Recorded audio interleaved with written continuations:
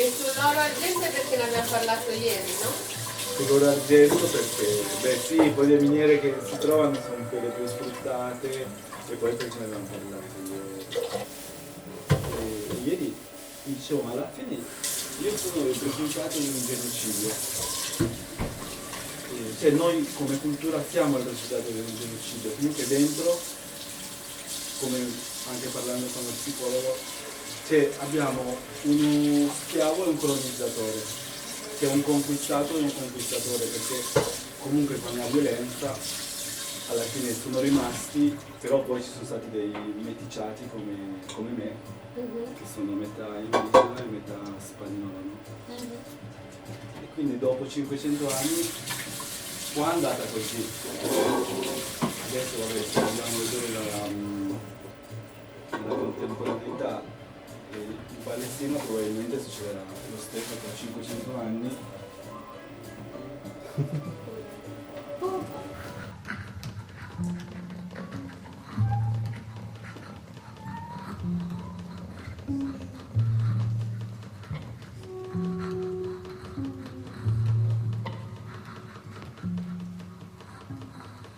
Volevo magari fare come ho già fatto, cercare queste miniere, le miniere che sono state sfruttate tra il XV, XVI e il XVII secolo e capire come si sono mossi i flussi di materia prima e che poi diventavano soldi e dove sono arrivati e in quale forma sono arrivati. Per ora quello che esce fuori è soprattutto l'oro e l'argento, cioè da dove sono arrivati i soldi per costruire tutta questi palazzi, cioè commissionare tutti questi quadri, no? Da qualche parte i soldi arrivano sempre, no? E chi è che lo faceva e come si arricchiva per farlo. Quindi le domande che mi si sono almeno aperte sono queste. E magari anche rispondere una risposta. I will give some, let's say, explanation or some kind of utopic help to the people or person who knows how many reasons need to escape from their state, you know. Edward Brisante doing that and mentioned that on his way, but I wanted to do something from my perspective. When I think about Europe in this moment, I think about borders. So I will use border wire, European flag, and also tools what you need to preserve, to keep with yourself if you want to cut that borders. Yeah, that's how I think about Edward Visante and this box. And actually, this is like some kind of guerrilla action, but it's really utopia because I asked artificial intelligence, okay, what's going on? How you can help people that need to cross the border? And it gave me an answer that it's illegal, you mustn't do it, But if you want to cut border, what you should do? So you need some tools, some directives. So, yeah.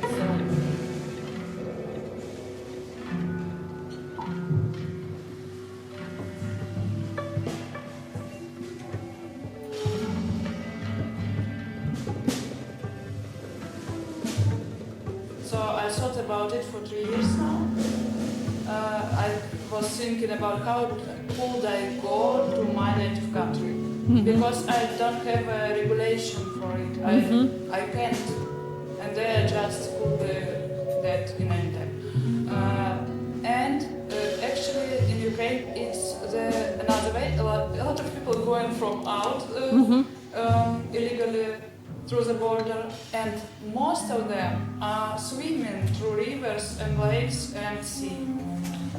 And I myself thought that I could actually swim in the border between Moldova and Ukraine to see my relatives. Actually, the Janus is a protector of borders between past and the future, and it's deeply connected with this idea of migration and war. Yeah, and war.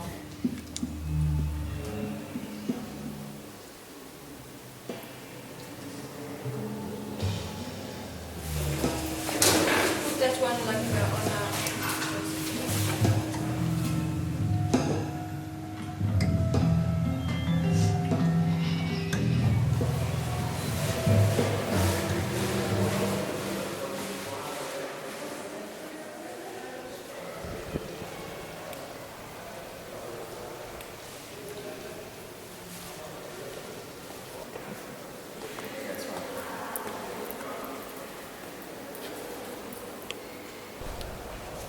For me, as a perceiver of museum collection, I personally was impressed about stories of these two gods, Janus and Jupiter. Also, I was fascinated about one of the paintings, which was called Scena Mythologica, and it appeared to have a lot of characters in the garden with these pointed ears, and they represent fauns from mythology of ancient Rome, which for me is interesting figure in terms of art, because they kind of representing artists.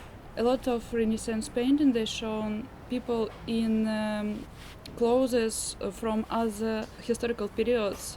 They kind of interpreting the situation which came from mystery, from mythology, from history of Catholicism or Christianity in common in their own time in 16th century. And now, as artists of 21st century, we could also play with this, remixing it. That's why I add to our story elements of costume and as well as poses from Renaissance paintings. You see, art as a way of doing things, it provides you with some magic opportunity to do something which could look absolutely usual, absolutely disguised, something really familiar to us, but in a new way.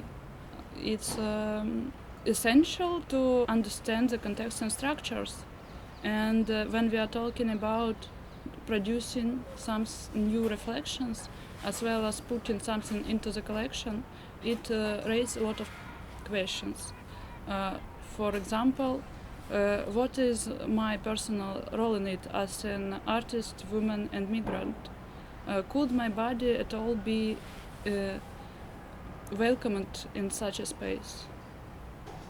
That's why my first impression was to try and collaborate playfully to see if museum or if the structure could produce a little bit more acceptance. Because what I was proposing isn't critic to the structure itself.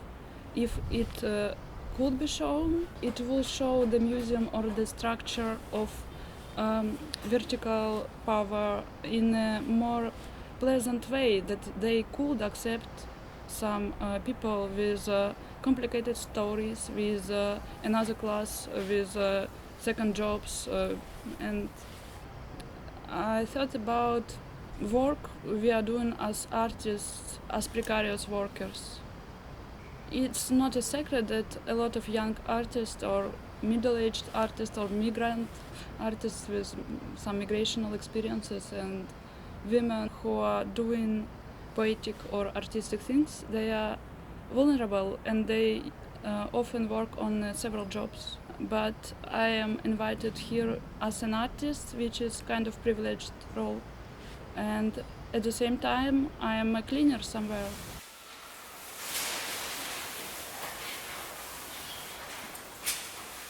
Io farò domani l'enne alle mani e non so se mi prenderanno a lavorare per i giorni che lavoro, perché viene considerata sport, cioè una cosa poco igienica. Nel lavorare a contatto con le persone in un ristorante un po' bourgeois, il mio non decorare le mie mani è un pensiero persistente. La collaborazione con Anna proprio per questo motivo qua, perché è veramente una cosa che mi tocca, il fatto di dover sacrificare nel secondo lavoro. Ci sono tantissime macchinazioni che c'entrano con l'avere un secondo lavoro, secondo me. Quindi volevo che si sentisse tipo la naturalezza, no, della cosa, cioè lo sentivo molto meno performativo di quello che sarebbe dovuto essere. Forse è per questo che ci sono un sacco di artisti poveri o immigrati o che comunque sono della diaspora, perché sei già esposto al far finta, no? Che si instaura nell'idea di performare. And I really like it. The building looks abandoned, you know? Cioè l'ho sempre fatto solo su di me, ma in modo molto rudimentale, come facevano. Io ci tenevo che venisse fatto nella maniera che potesse essere vista non in un modo bello da una persona occidentale, cioè lo facevo come lo facevano le nonne. È una cosa molto politica per me, lo è sempre stata, e poi è una cosa molto emotiva, cioè ci tengo moltissimo. E poi mi piace il fatto che questo sia silicone, sia qualcosa che viene utilizzato per pulire, quindi è tipo quasi ironico, is it clean enough, no? Tra l'altro strano che invece venga visto solo come forma estetica, perché in Marocco è sempre una sorta di ritualizzazione, no? È sempre un momento di rituale, di abbellimento, questo sì, però non era legato solo alla donna prima di tutto. È molto importante per me che sia esteticamente interessante, ma non è importante che sia esteticamente bello, per tutti questi motivi, almeno per me è così.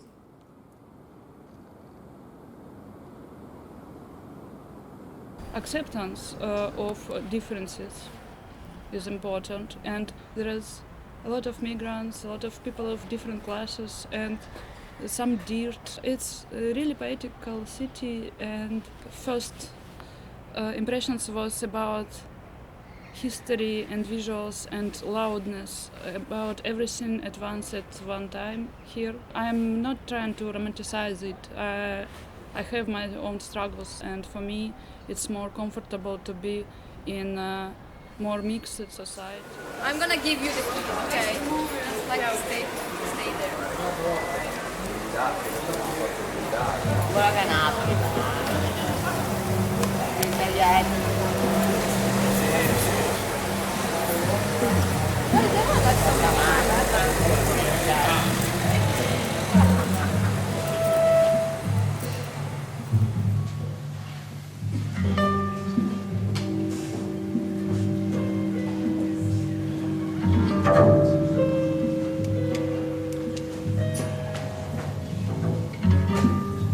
The good soldier walked his way across the desert, looking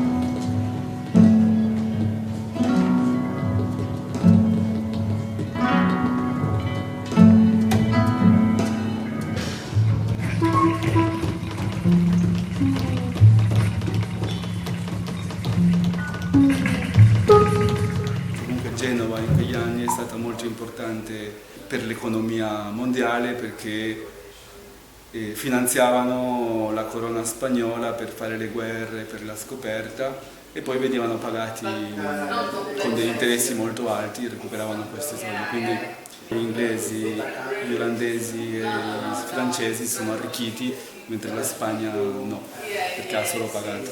Quindi c'è anche capire da dove si finanziava tutta quest'arte che c'è dentro al Palazzo Bianco, da dove arriva, costo ha, o che costo ha avuto.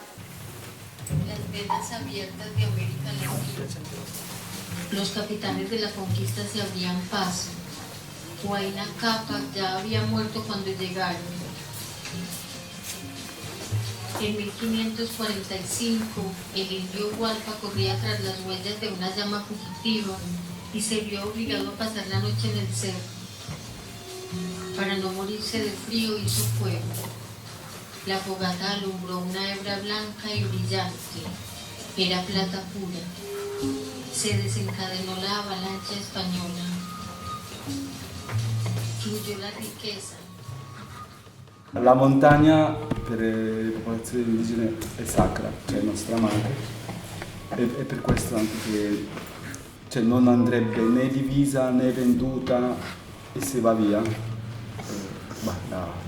la segui, insomma.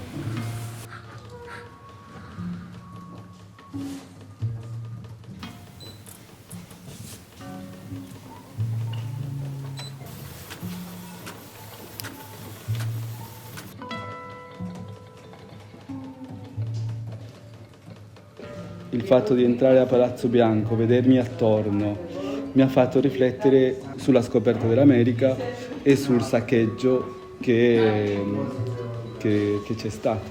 Hanno lasciato un vuoto enorme, hanno cancellato, o quasi, come ci sono dei popoli che resistono, hanno quasi cancellato delle culture intere e quindi questo lavoro è nato in questo modo. E rispondendomi alla domanda perché siamo venuti qui, perché siamo venuti, potrei dire anche in forma viscerale, dietro a quello che ci è stato preso. Allora, per raccontare questo sono andato a cercare delle illustrazioni, dei racconti, dei testi che mi parlassero di che cosa è successo precisamente, oppure vagamente, oppure in tutti i modi. E ho trovato queste illustrazioni antiche delle miniere.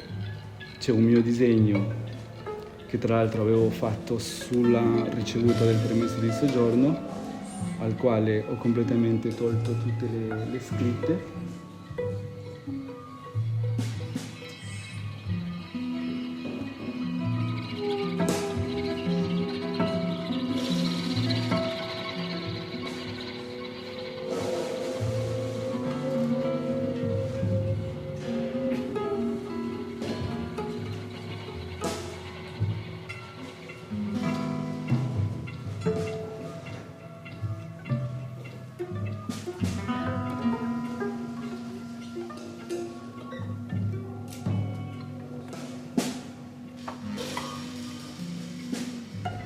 Un telaio bucato per vederci dentro, quindi come quando la terra viene anche trafforata, trivellata per andare a cercare dei minerali.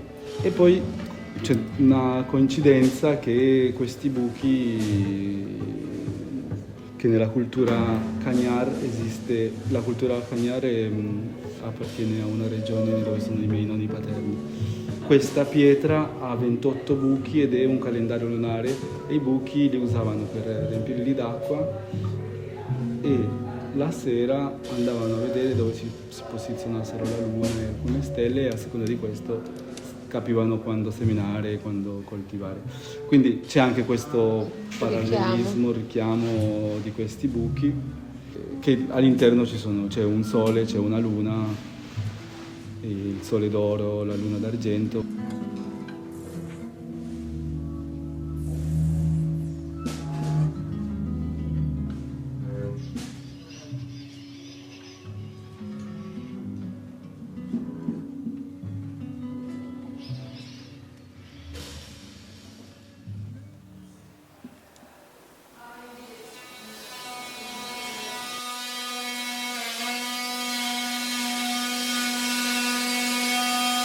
Thank